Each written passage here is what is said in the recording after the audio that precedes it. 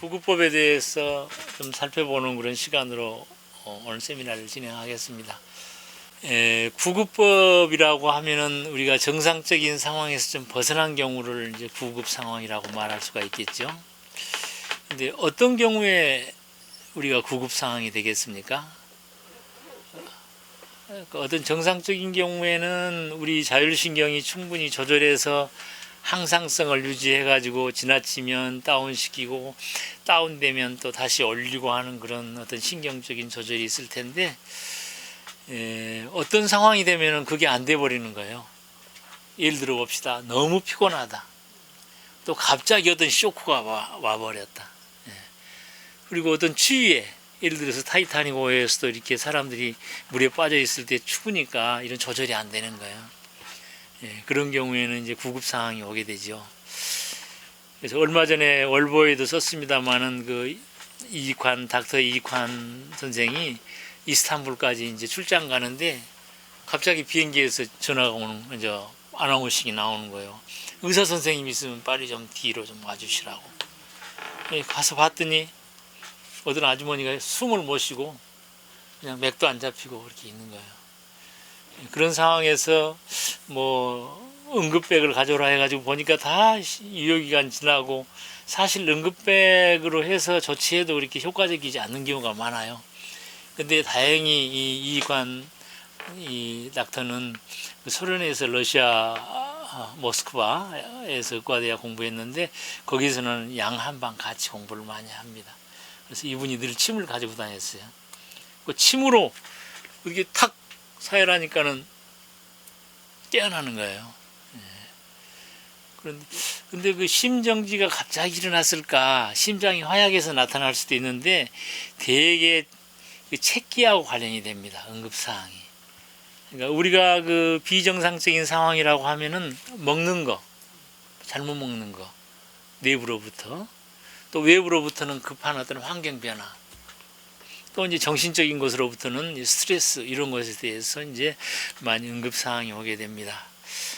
그래서 이 응급 상황을 그러면 해결하려고 한다. 그러면은 무슨 방법이 있겠나 하면 아까 먹는 거에 대한 책기를 해소하는 게 좋습니다. 그러면 책기라는 측면에서 한번 우리가 그 살펴보면은 그 인간을 포함해서 모든 그 동물들이 그 장관이라는 개념이 있어요. 장. 그거 좀 제가 그리면서 좀 설명을 한번 해볼까요? 네. 하나 이게 세포가 이렇게 싹 있어 이렇게 처음에 수정라인이죠. 하나 세포가. 그 다음에 세포가 이제 2분되고 4분되고 그래서 세포 덩어리들이 이렇게 많아져요. 세포 덩어리가 포도송이처럼. 그러면 이 세포가 이제 인체를 형성한다라면 이렇게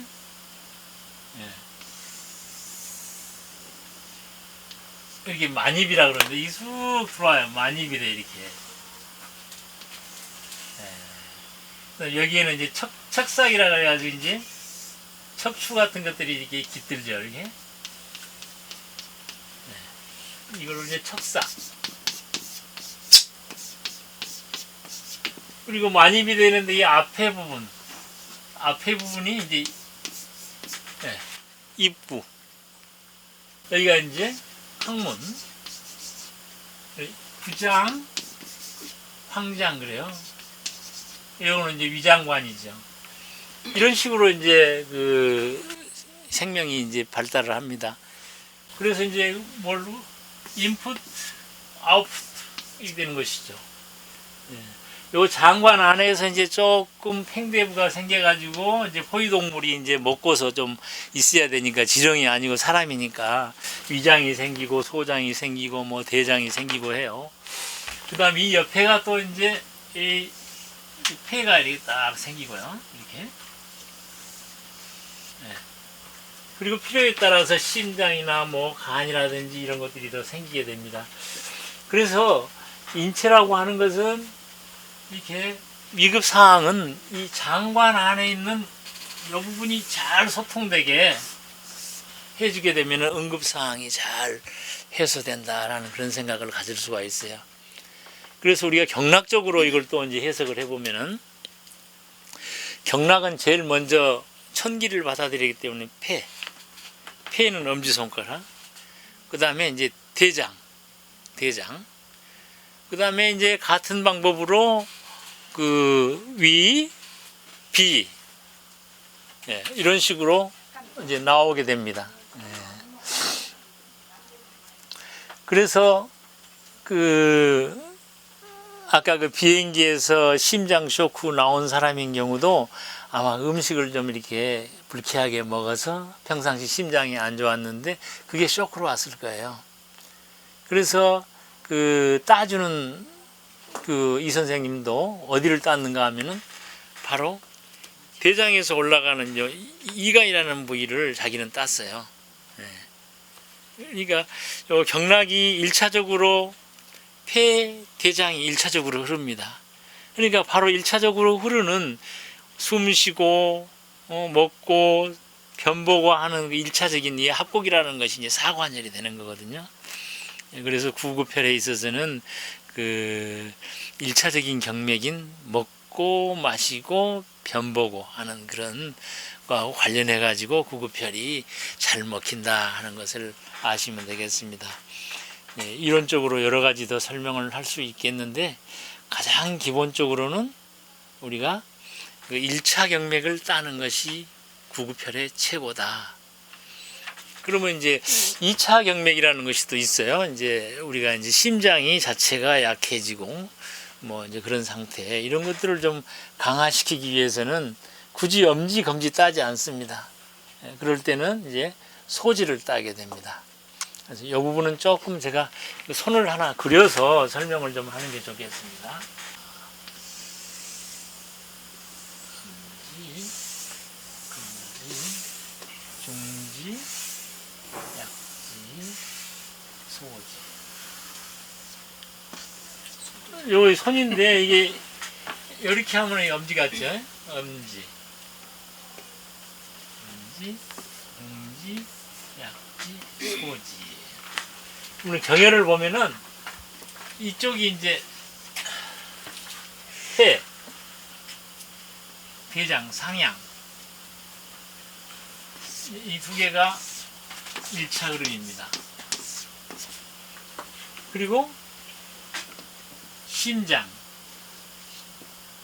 소장, 요게 2차 흐름이에요. 그 다음에 중충, 관충, 여기가 이제 3차지, 3차. 정리하면은 1차는 처음에 대장 이렇게 흐른단 말이에요. 1차 흐름에서는 요거는 먹고 배출하고, 이거는 장관하고 관련이 깊어요. 2차는 자아실현이에요. 자아실현. 다시 말해서 에너지를 더욱 쌓고, 소장, 에너지를 온 몸으로 분배시키고, 그리고 또 자식을 내고, 정화작용, 정화작용, 그리고 또 하는 과정에서 어떤 노폐물질을 배출시키고 하는 이런 자아실현 관계입니다.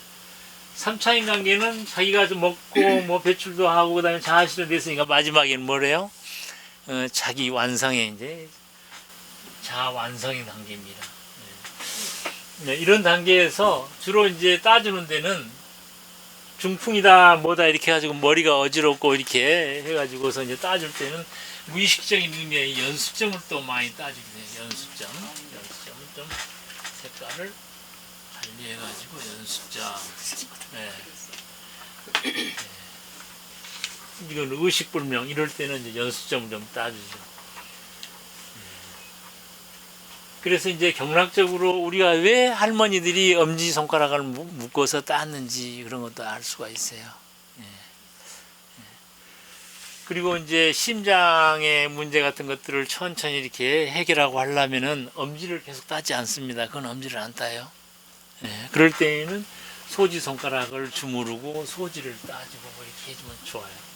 그러시면 이제 점차적으로 이제 어떤 안정화 효과가 있습니다.